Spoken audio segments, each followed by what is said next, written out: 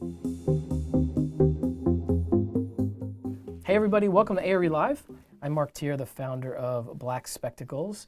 And today we're going to be talking about the construction and evaluation exam.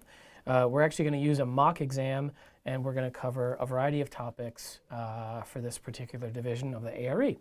And then after this episode, you should walk away and feel like you have, kind of a good sense, some of the tools you need to help you understand the concepts and principles for some of the key topics that'll be covered in the construction and evaluation exam. In our next ARE Live, we're going to be giving you an interesting sort of sneak peek at one of Mike's top tips for passing the ARE, which is going to be straight from his A19 presentation. So we're heading down to Las Vegas in, 6 weeks or so. It's going to be a blast. Yeah, it should be a lot of fun. If you're there, come on by. Mike's going to be giving an awesome presentation, the top tips to pass the ARE. So we're going to be focusing on know your contracts. So we're going to do a deep dive into the B101, A201, A101, and that should be a really good one. So, of course, during Mike's lecture at A19, he's going to cover a variety of topics. This one we're going to do a deep dive in at our next ARE Live. So if you want to hop over to our podcast page right now, you can go ahead and register for that if you'd like to attend the next one. Pleased to tell you, if you haven't heard, that we're the first ever, so Black Spectacles is the first ever NCARB approved test prep provider for all 6 of ARE 5.0. And that approval includes all of our study materials, lectures, practice exams, flashcards. So you have a little bit of comfort to know that our content's been reviewed by those guys. As I always like to tell people, if you'd like your boss to pay for your Black Spectacles membership, be sure to tell them about our firm licenses. For firms of any size, we offer a customized license that gives multiple users access, group admin, reporting, all that good stuff. You can go to blackspectacles.com/firms to learn more about that. And today, we, as we often do, we'll have a special discount on Black Spectacles individual memberships to share, and I'll provide that coupon at the end of the show. Our guest today, of course, is Mike Newman. If you don't know Mike, he's a senior lecturer at the School of the Art Institute of Chicago. He's also the founder of Shed Studio, and he's the instructor for Black Spectacles online ARE exam prep. So thanks for joining us today, Mike. Thank you. Today we'll be taking everyone's questions using the GoToWebinar question box. And if you completed the mock exam that we sent out last week and got all the questions right, you will be the happy winner of a free Black Spectacles t-shirt. So with that, let's hand it over to Mike and take a look at that first question. Okay, so welcome aboard. We're just going to jump right in here. And just a reminder that the construction evaluation it's essentially the kind of what the architect's role is and what are the things going on around during the construction, the build up to construction, and then sort of post construction issues. So all of those kind of realms where, for the most part, your design work is done, your detailing work is done, except as it relates to during the construction process and all of the issues that come up. So one of the things that means is that this particular exam is a lot about communication, because part of the role of the architect during that phase is about sort of making sure that the owner understands what's going on, communicating well with the contractor so that everything runs smoothly, et cetera. So you'll actually find there's quite a lot of similarity, a little bit oddly, quite a lot of similarity with project management because so much of the discussion is around kind of contracts and communication systems. But let's jump into the first question. So the first one we have here is, during the bid process, one of the bidders calls the architect and asks a question of clarification on the drawing set. The architect should, ? And then we have 4 possible answers. Produce an appropriate change order to correct or clarify the information. Add the question to a list for possible future addenda. Answer the question. In order to keep all the bidder responses for equal for apple-to-apple comparisons, you should never answer the question. Everyone must use the same documents for their bid response. So this one is really just sort of setting up to see if you understand a couple of different things. And the first one is that in answer D, a part of it is correct, but a part of it is definitely wrong.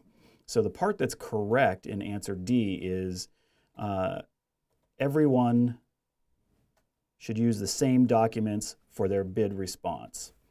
It's really important that when you have bidders, multiple bidders, looking at a set of drawings, the specifications, the bid forms, it's already a pretty confusing situation. You want to make sure that you don't have subtle variations between one bidder and another. So it's hugely important that everybody's using the same bid information. But the earlier part of that answer says that you should never answer their questions. Well, obviously you should answer their questions. That doesn't make any sense. If they have real questions, you want to get real information back. It doesn't make sense to not want to get real information. So we like part of D, but not D. So we know that it's not D, and we know that answering the question is actually a bad idea too, so it's not C. Now, why would just answering the question be bad? Well, because if you answer the question with one bidder, that means not all of the bidders get the same information, and you want to make sure that they all have the ability to have apples-to-apples information. It's not reasonable for one bidder to know one clarifying piece of information that other ones don't, and it could either drive their prices up or their prices down. It's just that you wouldn't be able to know that their price was based on the same information that the others would be. So then it comes down to A or B, and we know that it's not A because if we look at A again, produce an appropriate change order, right? A change order, a change to what? Well, the change of a change order is a change to the contract, but you're at a bid phase. We don't have a contract yet, not until one of the bidders is chosen, and then they have a contract, get a contract with the owner, presumably an A101, AIA A101 owner contractor agreement. And so you only use the term change order once you already have a general contractor already associated with the project. So that means that our answer is B. And so B is add the question to a list for possible future addenda. Now, if it's a good question and it's an important question, it might speed the process to creating the addenda. You could send an addenda out with just only one question and one answer. But the concept here is that as the architect, you have put together the bid forms. You've put together the way that you want the contractors to respond. You've created the package that's including the drawing set and the specifications with the project manual. And that bid form has a breakdown on it about how you want to get the information back. And so you're trying to create the way that the contractors are going to give you the information. You're trying to sort of manage that process. And one of the things that's going to happen, bound to on essentially any bid package, is that you might find mistakes or just things that you think should have additional information, or something that the owner said after they looked at the bid set and you thought, well, maybe that's not quite what we meant. And then the bidders are likely to have questions. And so you're going to sort of put together all the questions that you get. And as you get a sort of a grouping of good questions, you're going to put those into what's officially referred to as the addenda. And you might have one, you might have two, three, four, and they would be named and dated. And then you group those questions together and you answer the questions or clarifications. And then that addenda gets issued and it becomes an official part of the bid set, which then becomes an official part of the contract set once the bidder is chosen. So it's a very specific process. You gather all the questions that come in either from in-house or from the bidders. You put it all together into an addenda.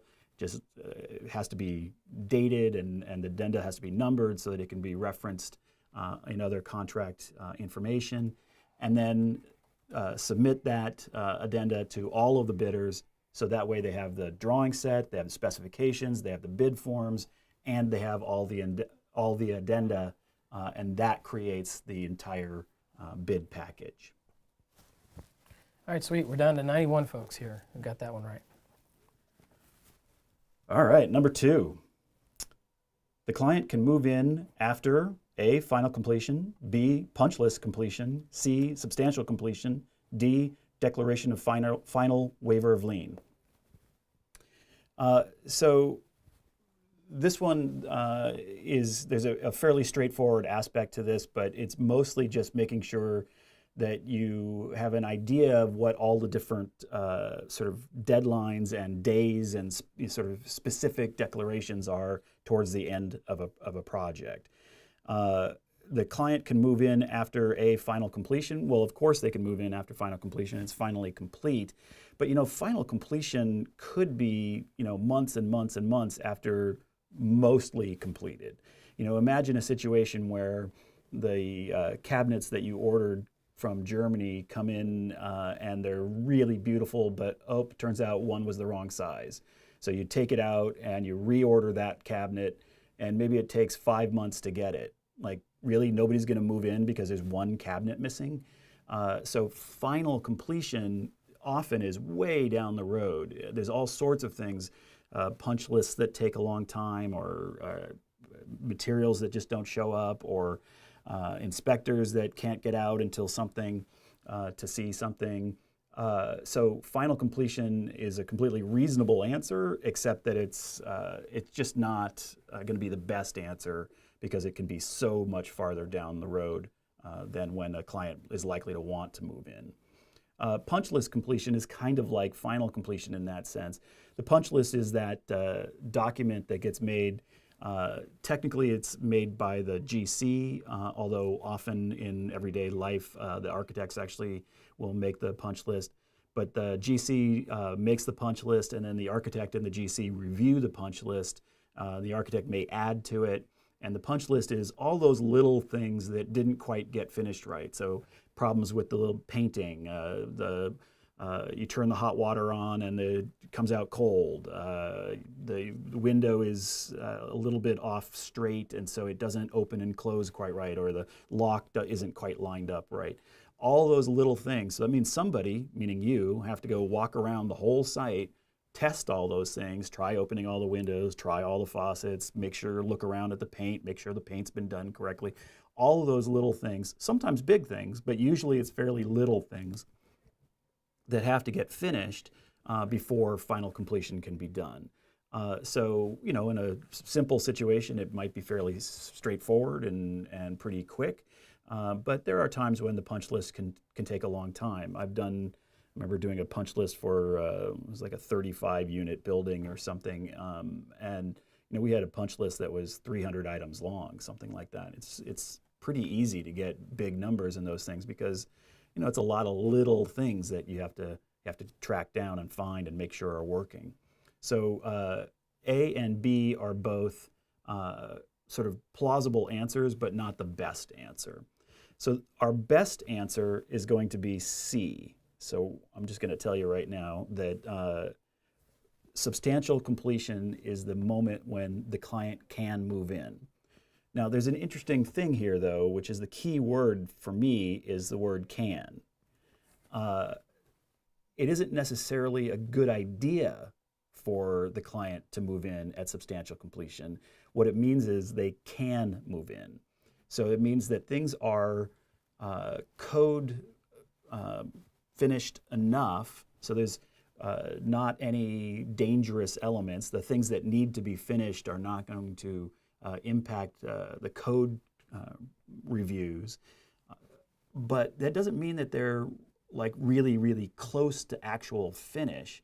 If you imagine you have contractors working on a site, let's say painter is working, and then you start moving in the client, that could be a really bad mix of contractors and office people working, bringing their desks in, and it's just sort of one of those things that has to be very closely checked to when the appropriate time for substantial completion is.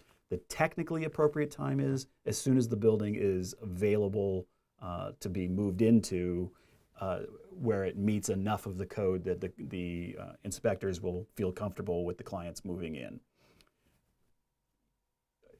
You actually claim substantial completion. The contractors will ask for it. You would then substantiate it. You might do that with a code official, depends on the municipality. And a key thing that happens at substantial completion is it's the starting point of the warranties. So you don't want to go out of your way to start it too early, But if the client needs to get in, you may need to push things along and get it started so that they can get in, and they'll just have to work it out with the GC to try to not damage anything during the process. You can imagine how much fun it is trying to figure out if the ding in the wall is from one of the client people moving a desk in versus somebody who's on the contractor's team moving a ladder around. And that always engenders fun conversations. Final waiver of lien. I'm going to talk more about waiver of lien in a little bit, so I'm going to leave that one. Let's go on to the next one. What is the pencil draw? So this is obviously kind of an old-timey term because who uses pencils anymore, except maybe me. But let's take a look at what some of our answers are. A, sketches that the architect produces during the construction administration phase to make clarifications or convey more information. B, when the architect produces an estimate of % of completion for the owner to use for their monthly payout to the contractor. C, when the contractor produces a spreadsheet sworn statement that includes all the trades on the project and how much they have each billed the GC.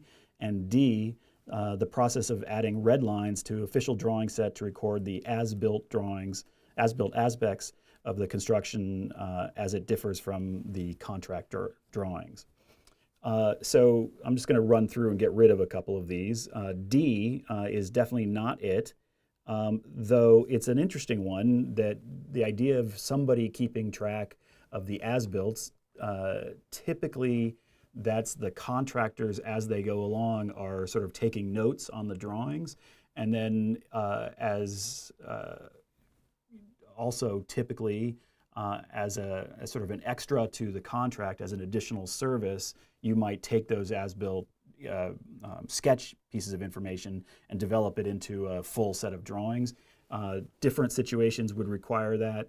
Not every situation would require it, but the idea of there being a difference between what the contract drawings look like and what the final building looks like is sort of something that you should understand, and that there may be a need to have that be documented through the as-built.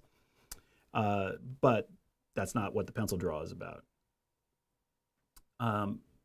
Similarly, A is also sketches. The pencil draw is actually not about sketches or drawing at all. So I'm going to take A out. So then the question is it B or C? And you can actually figure this out pretty fast when you look at B and you say, when the architect produces an estimate of % of completion.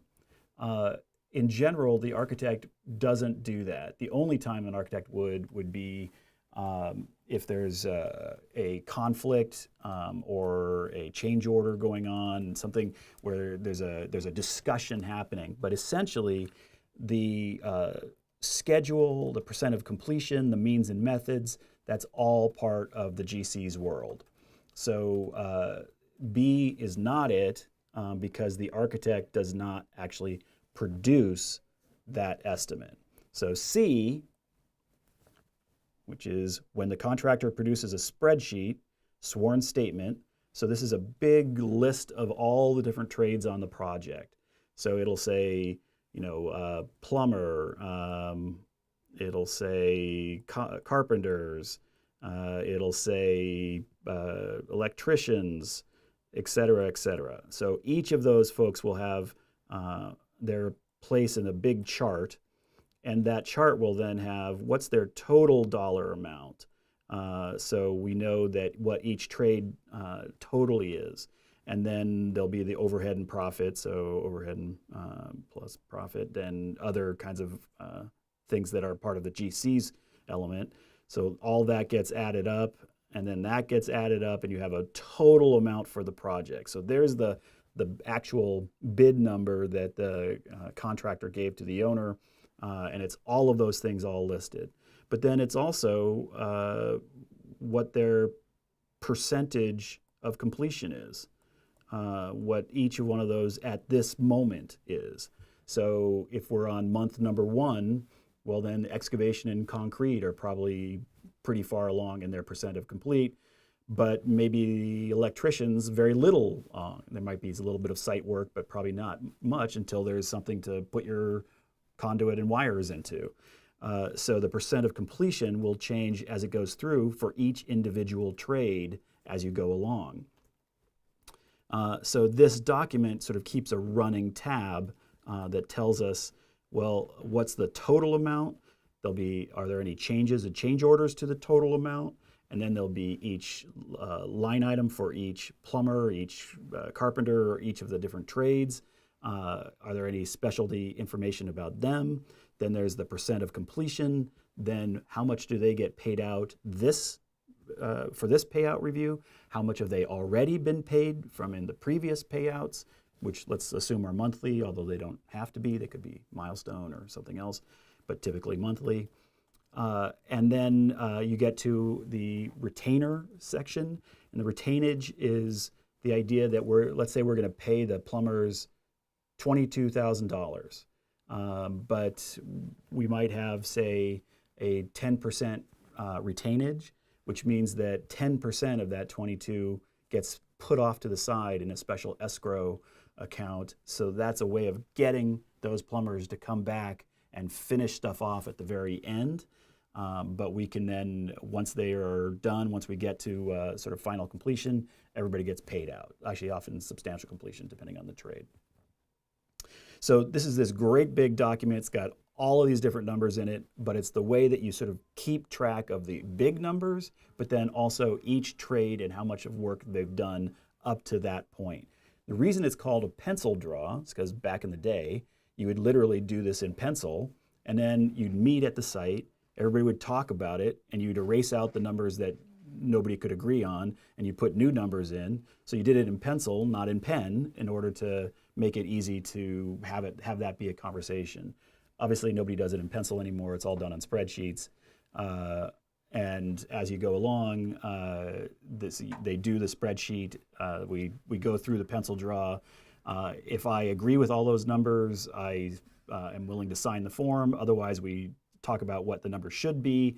Well, the plumbers are they really at 70% complete, but they haven't done any of the stacks yet? Well, that's probably not 70. That's probably more like, I don't know, 40%, right? So we have a conversation about what's the reasonable amount done on the job site.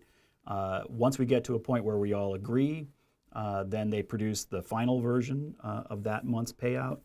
I sign it as the architect, the contractor signs it, and then that goes to the owner, and the owner uses that as a tool to know how much they should pay the GC. They pay the GC then takes that money and then pays all of those individual trades people. So that all of that gets paid, and the retainage goes off to the escrow account in the bank somewhere.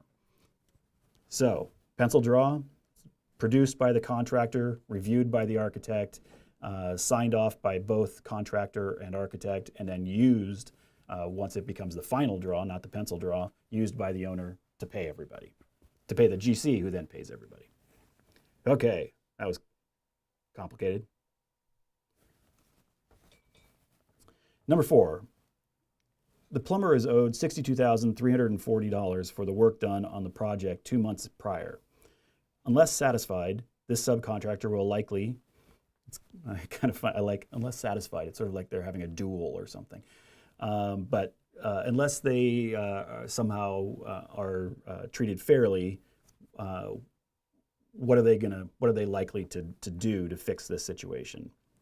So A, write a formal request letter to the IDM, which is the initial decision maker, which is typically the architect.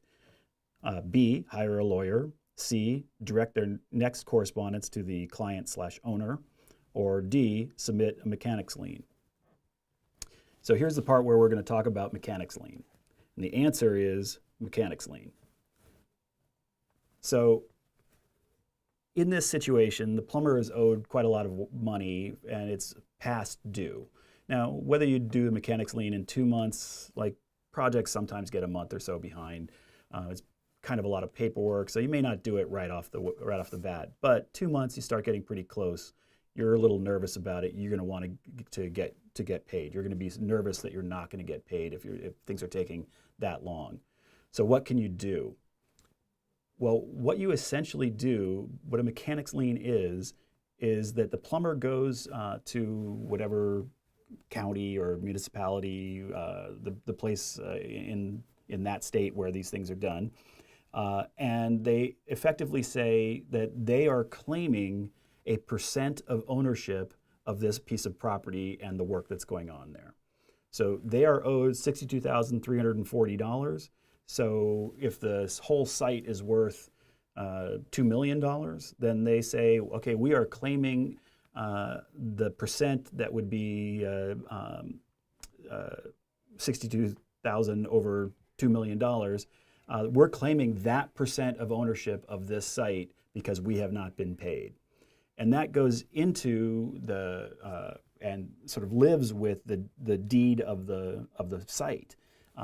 So if anything is going to happen, like any bank transfer is going to happen, any change from one bank loan to another, if somebody's going to sell something, those all go through that point of juncture at the municipality. And so it becomes a lien, and that lien means that none of the banks are going to let that loan go through or make that sale or whatever it is until the lien is satisfied. So the mechanics lien, and I don't really know why it's called a mechanics lien. It's always kind of been funny to me. But the mechanics lien, the concept there is this is a way for the small guy to be able to make sure that they are actually getting a chance, that it can't just be pushed around by the heavyweights. So the big GC or the big owner that's got lots of money and they're not paying the small guys because they want to mess around with their money and pay them as late as they can. This is a way for the plumber in this case to say, too bad, like I'm going to essentially stop this project from being able to do any official thing if you don't go through and make this right. So it's a really important concept. You've probably heard of the waiver of lien. A waiver of lien means that the plumber says, oh, I just got my check for $62,340, so all good. I waive my right to lien on this project. So I'm saying I don't need this. I don't need to worry about this because I am in good shape. I've been paid. I'm waiving my rights to a mechanics lien. But anybody who does work on a project, could be the architect, could be a subcontractor, could be any number of other people, they always have a right to put a lien on a project. All right. I think we're down to 14 at this point. Okay, number 5. This one might have a little controversy to it, so we'll see how we go. Yeah. In the build-up to the bidding process, it becomes clear that the architect and the owner are equally unsure about the cost of the what the cost of the project will be. So, like if you imagine maybe it's adaptive reuse, something like that, where there's quite a lot of you're unsure about what's inside once you start opening walls up, things like that. So you know there's going to be costs, but you're just not 100% sure about what's going on. And they are worried that the bidders will all come in too high for the budget availability. Check 3 possible elements that might be added to the bid form to help control the costs.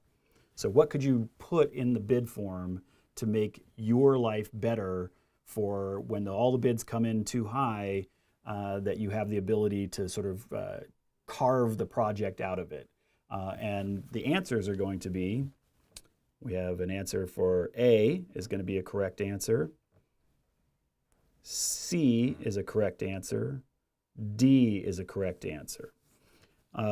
Time limitation forms is, that's a made up thing, but it's kind of an interesting one.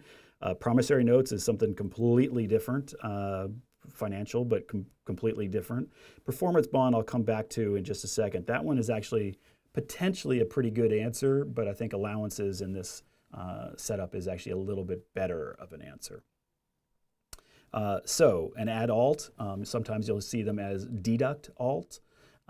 This is where you might say, all right, here's our bid form. Our bid form is for this community center. What's the total price? That's your bid form. But then you might say, also, what if we didn't include the pool?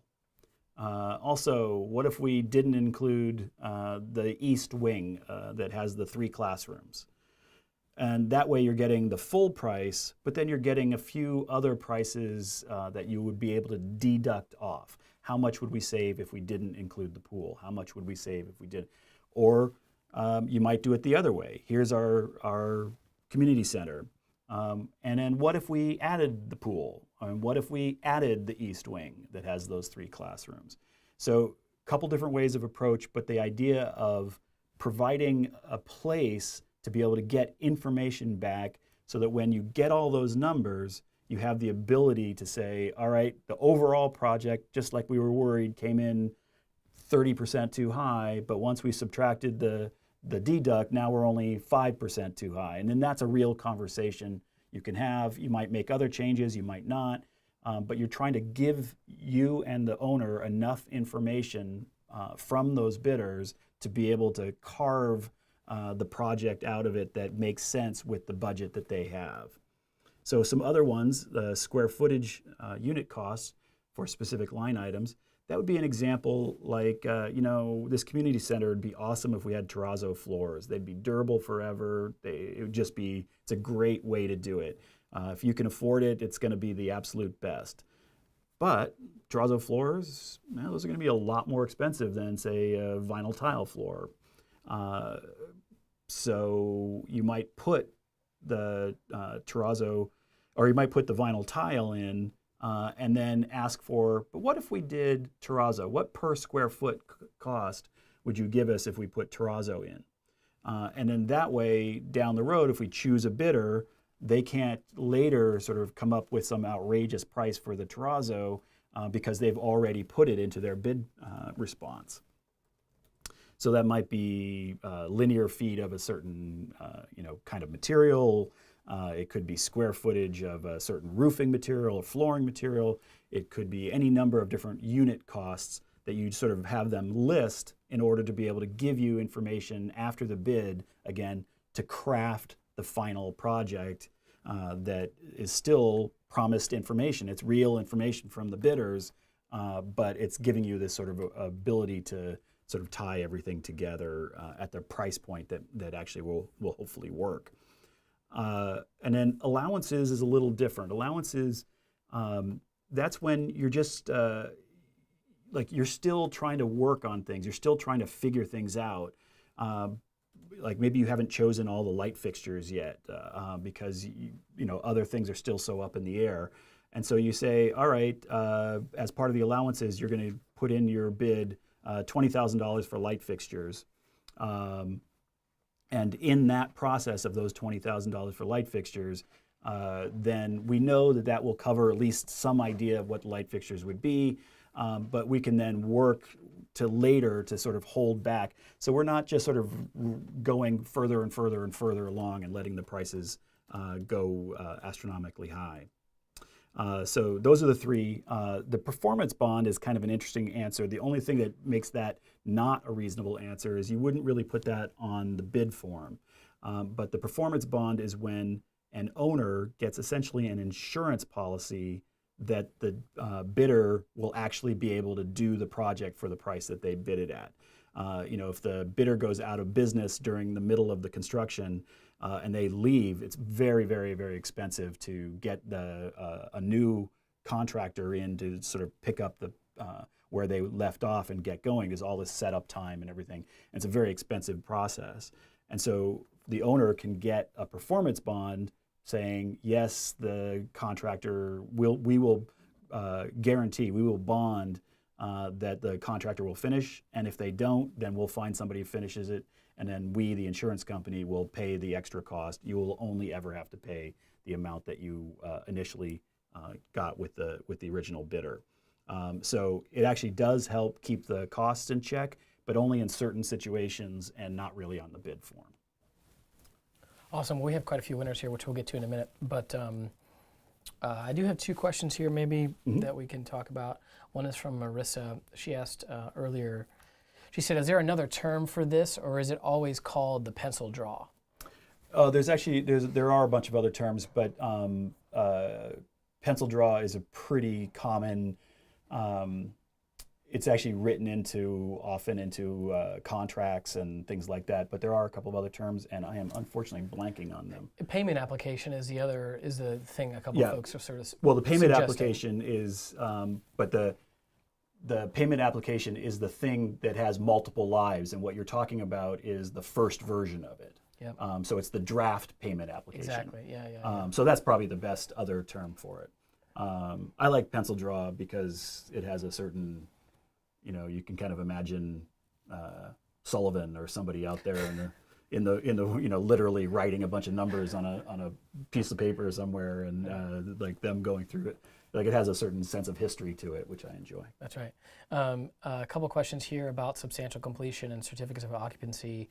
Basically, do you need a certificate of occupancy before substantial completion? Can you talk a little bit about that? Yeah, so I didn't mention certificate of occupancy kind of specifically because I didn't really want to get too deep into it. They're pretty similar, but they come from sort of different places. The reason, not every project needs to get a certificate of occupancy. And so you don't, and not every project bothers with a substantial completion. Like if things are just sort of rolling along and it's going to be, it's a matter of a couple days before you're going to be finally complete, nobody's going to bother declaring substantial completion because there's no point in doing any paperwork or anything like that. So you don't need to do either of them. However, let's say, for example, a multifamily, you've got a condo or an apartment building or something like that. You're not going to be allowed to let people move in without getting a certificate of occupancy.